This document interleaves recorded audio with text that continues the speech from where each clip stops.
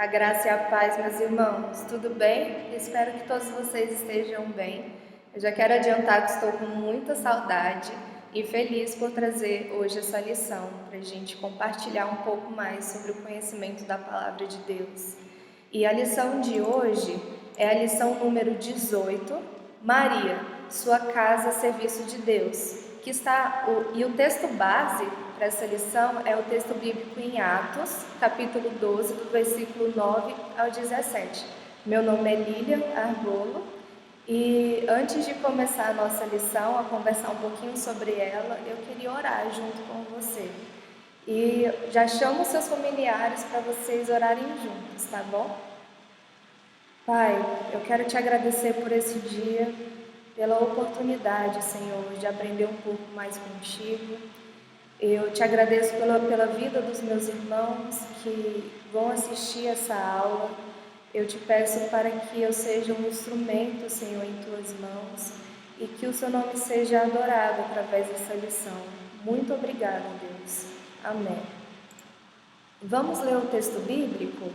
Então, em Atos 12, do versículo 9 ao 17, diz assim: E saindo seguia, e não sabia que era real o que estava sendo feito pelo anjo, mas cuidava que via alguma visão. E quando passaram a primeira e a segunda guarda, chegaram à porta de ferro que dá para a cidade, a qual lhe abriu por si mesma. E tendo saído, percorreram uma rua, e logo o anjo se apartou dele. E Pedro, tornando a si, disse: Agora sei verdadeiramente que o Senhor enviou o seu anjo e me livrou da mão de Herodes e de tudo que o povo dos judeus esperava. E considerando ele nisto, foi à casa de Maria, mãe de João, que tinha por sobrenome Marcos, onde muitos estavam reunidos e oravam. E batendo Pedro à porta do pátio, uma menina chamada Rode saiu a escutar. E conhecendo a voz de Pedro, de gozo não abriu a porta, mas correndo para dentro anunciou que Pedro estava à porta. E disseram-lhe: Estás fora de ti. Mas ela afirmava que assim era, e diziam: É o seu anjo. Mas Pedro perseverava em bater, e quando abriram, viram-no, e se espantaram. E, acenando-lhes ele com a mão para que se calassem, contou-lhes como o Senhor o tirara da prisão, e disse: Anunciai isto a Tiago e aos irmãos. E saindo, partiu para outro lugar. Glória a Deus pela palavra do Senhor. E agora, para a gente começar, eu quero fazer uma dinâmica com vocês. Eu quero fazer vocês pensarem um pouquinho. Casa é lugar de quê? O que a casa representa para você? Conversa aí com seus familiares, quem estiver pertinho de você, e pergunta para ele também. Eu vou dar um tempinho para vocês pensarem, combinado?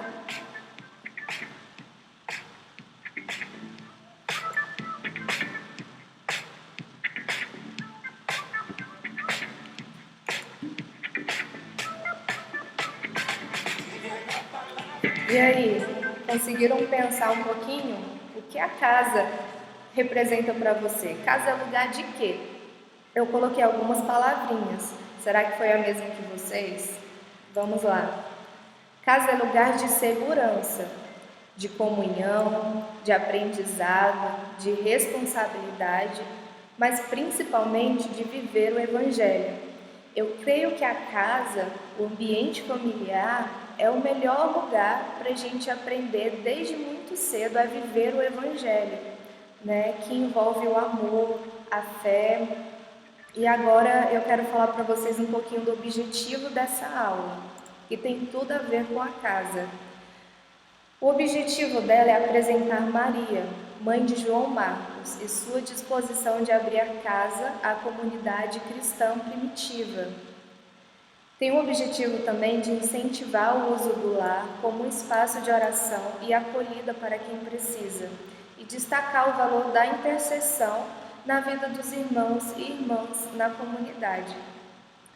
E para início de tudo, eu quero falar uma curiosidade para vocês.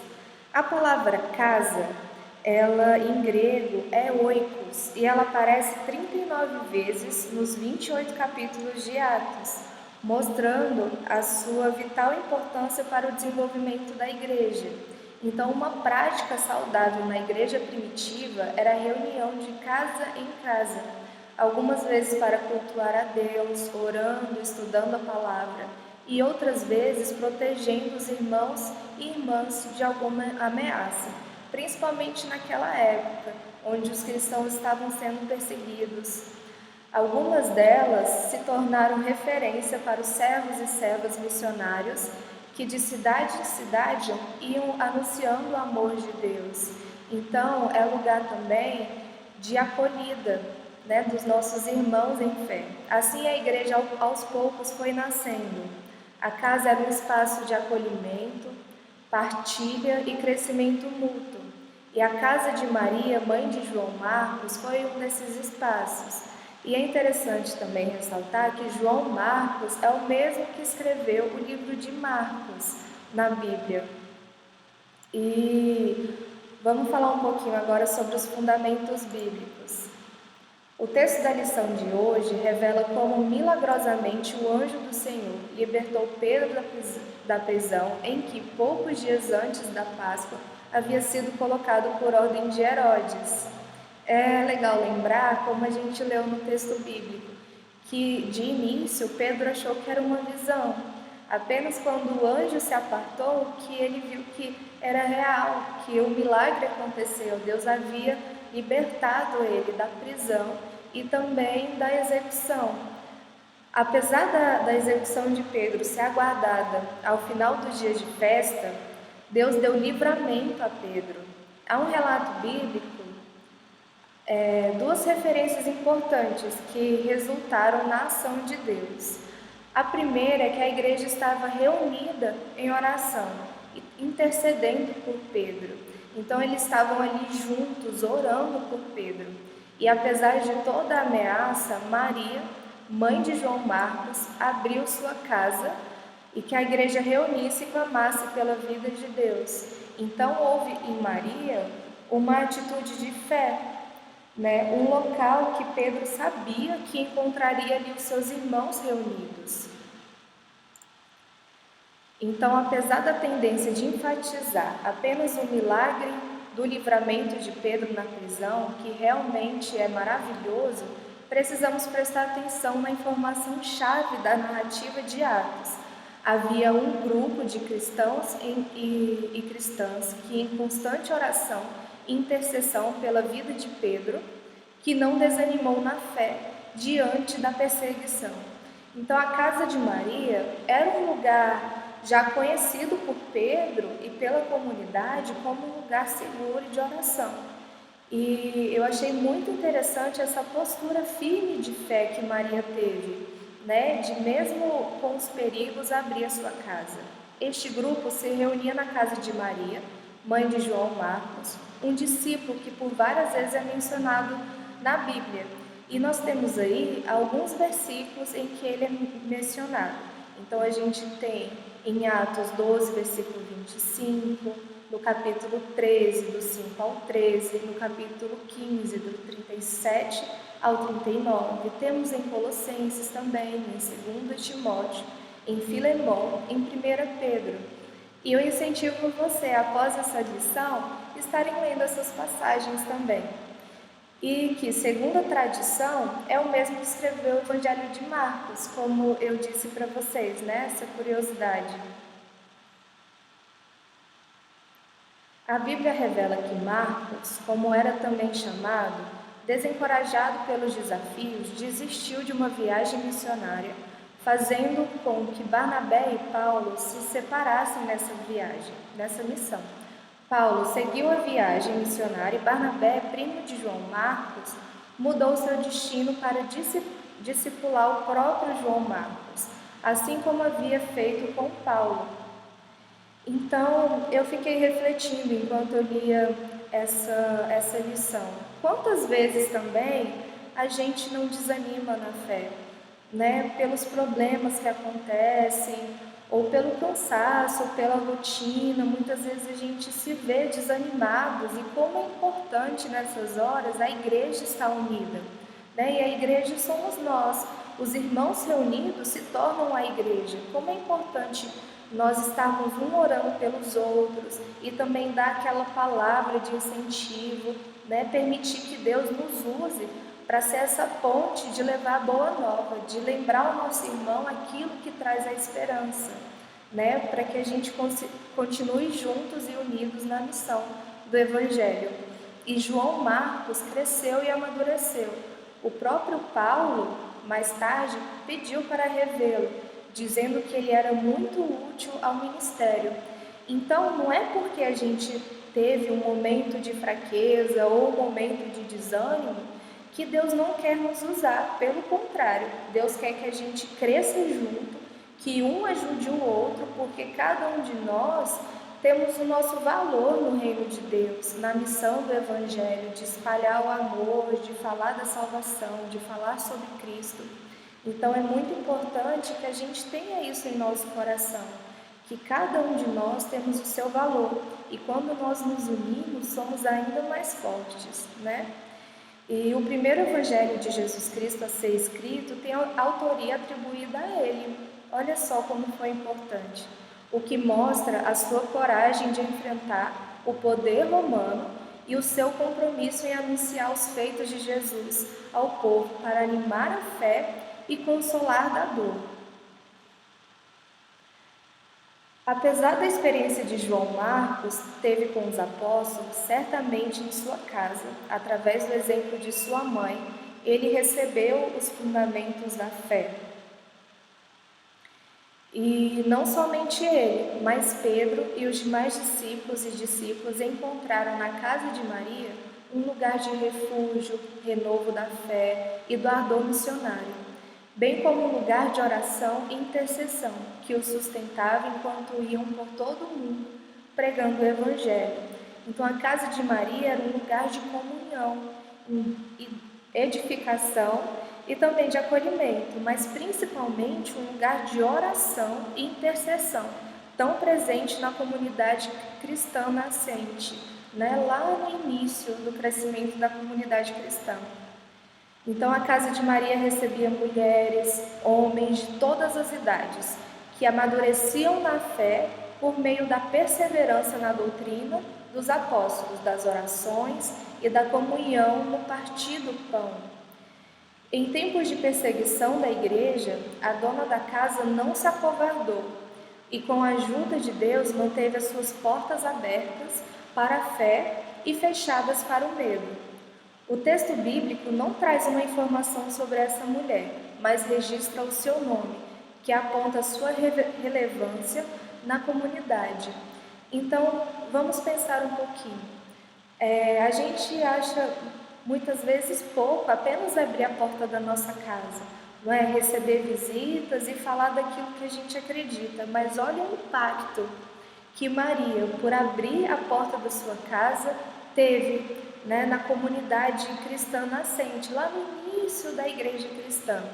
Então, o abrir as portas e orar junto, e estar em comunhão, tem um grande efeito, tem uma grande importância. E agora vamos falar um pouquinho sobre a palavra que ilumina a vida. Nós vemos pelo livro de Atos que a igreja cristã teve seu começo nas casas. As casas eram um ponto de pregação, de encontro, de oração e de fortalecimento mútuo. Então eles cresciam juntos naquele ambiente. Infelizmente, a correria, a insegurança e os desafios da vida tem feito com que muitas pessoas fechem suas portas para essa possibilidade, sem perceber que estão se privando de viver dentro dos seus lares uma experiência maravilhosa de fé e missão. E é muito interessante essa lição vir para as nossas vidas nesse momento de pandemia, de afastamento social, que nos faz refletir, né? Hoje nós somos obrigados a fecharem a nossa porta, né? A gente não pode receber tantas visitas, né? Até para resguardar tanto a nossa família como o outro. Mas dá uma saudade, não dá? De receber aquela visita, de receber os nossos amigos, familiares, né, os irmãos da igreja em nossa casa para conversar, tomar um chá, um café e falar sobre a Bíblia. Então eu acredito que essa lição vem despertar realmente isso em nós, despertar a importância de abrirmos também as nossas casas. Muitas pessoas limitam o exercício da fé e espiritualidade ao templo, né, contentando-se em frequentar os cultos dominicais, por exemplo. Porém, para além do templo, Deus pode e deseja usar a nossa casa para fortalecer a nossa fé e propiciar às pessoas que de imediato nunca iriam a uma igreja a possibilidade de ter contato com o Evangelho de Jesus e o amor de seus discípulos e discípulas. Esse texto também, ele nos incentiva até mesmo ao nosso culto no lar. Realmente, algumas pessoas, na nossa cultura, no momento em que nós vivemos, criaram algumas resistências sobre a igreja, né, sobre o cristianismo. E a igreja somos nós. Então, se a gente abre a porta da nossa casa e, por exemplo, hoje eu vou receber um grupo de amigos, mas todos os dias ou um dia da semana específico eu tenho um culto com a minha família. Que tal você deixar esse culto, esse momento familiar de estudar a Bíblia, de adorar o nome do Senhor, para o momento que você vai receber a visita? Então, naquela semana você já se organiza e traz a visita para esse momento rápido, descontraído, uma forma de falar do amor de Deus, e essa pessoa ter a oportunidade de ouvir sobre o amor de Deus em um momento, em uma circunstância que, se ela tivesse em outro lugar do seu cotidiano, ela não teria essa oportunidade, né? E quem sabe assim, Deus não abre o coração dela para também estar procurando uma igreja onde ela possa crescer no conhecimento de Deus, desenvolver a sua fé. Mas você abrir a sua porta foi aí o pontapé, né? O empurrão que essa pessoa precisava para realmente buscar a presença de Deus e conhecer a Cristo. Vemos, apesar do imenso valor da igreja, a casa tem uma grande importância na formação da identidade cristã. Por exemplo, Susan Wesley, mãe de dois dos principais líderes do movimento metodista, João e Carlos Wesley, pregava na cozinha de sua casa para muitas pessoas e foi a principal instrutora e influenciadora de tudo que os irmãos Wesley fizeram. Olha só que interessante, eu acabei de falar sobre a importância da gente abrir a nossa casa.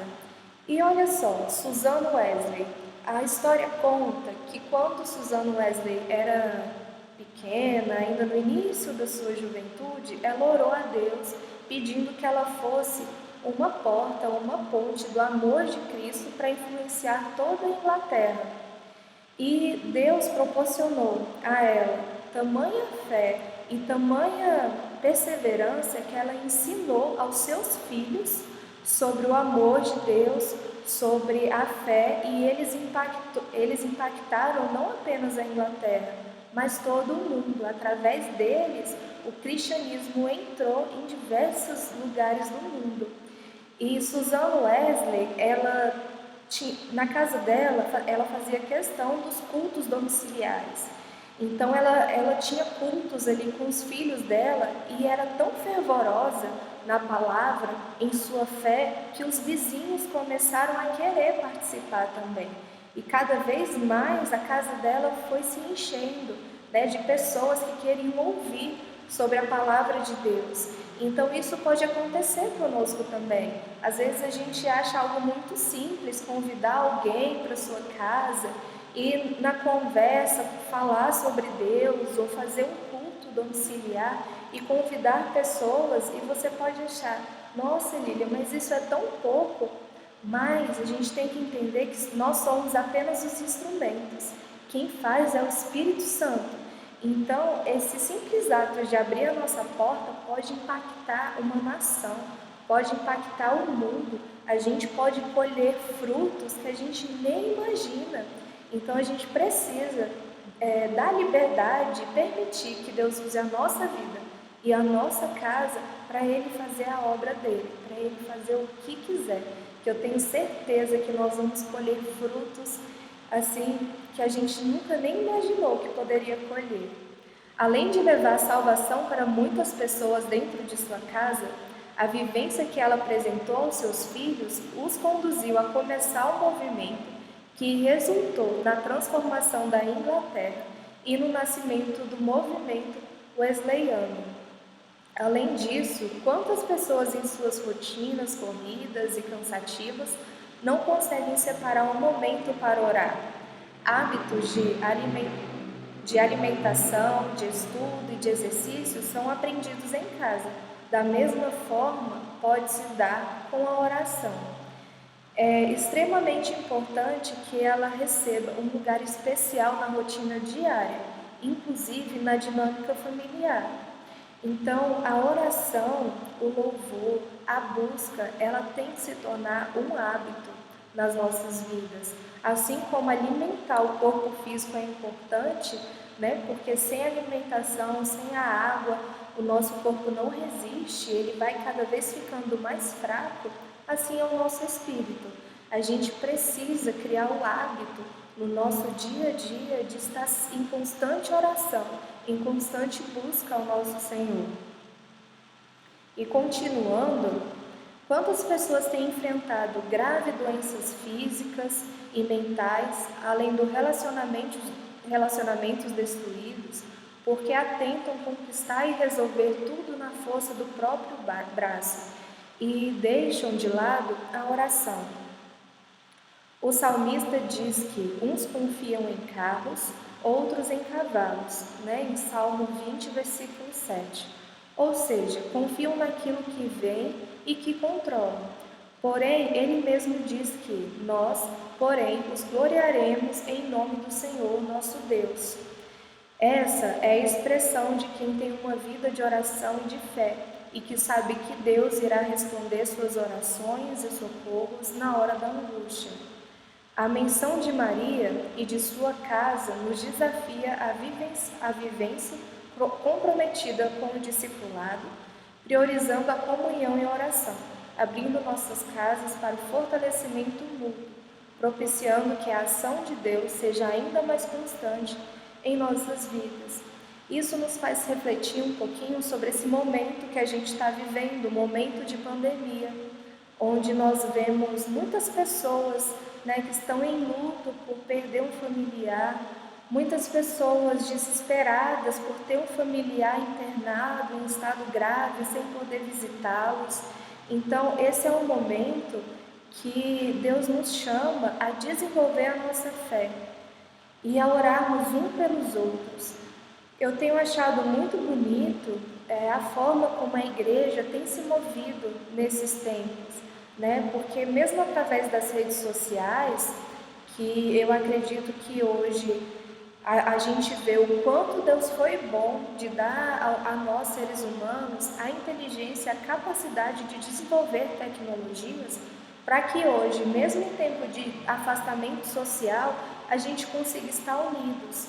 Então é muito bonito ver nos grupos da igreja e até mesmo no privado, pessoas pedindo oração, reconhecendo o poder da oração e o poder de estarmos em unidade, mesmo não podendo estar juntos fisicamente, mas espiritualmente unidos como um só corpo, e clamando a Deus por cura, por alívio, por proteção, pedindo que Deus esteja agindo a favor dos nossos irmãos, pedindo por cura, por consolo e também fortalecendo uns aos outros. Não é verdade? Como é bom a gente, quando está em momentos de desafios, de dificuldades, receber uma mensagem assim: irmão, eu estou orando por você.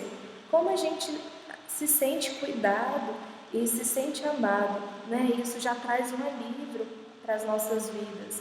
Então eu quero incentivar aos irmãos estarem sempre nesse movimento, apoiando um ao outro. Se tem aquele irmão que você está com saudade, mas ainda não ligou, eu incentivo a ligar para esse irmão, ou mandar uma mensagem, perguntar como ele está, e conversarem e orarem juntos ali por telefone, porque eu tenho certeza que isso vai fortalecer a sua vida e a vida do seu irmão. Essa alegria do corpo nos fortalece. não é verdade? E indo agora para a conclusão, uma casa aberta à ação de Deus será lugar de salvação, solidariedade, fortalecimento mútuo, intercessão e manifestação do poder divino. A igreja precisa exercer a sua fé e piedade e abrir as portas de casa para que as pessoas que entrarem recebam fortalecimento da fé ou tenham um encontro com Jesus.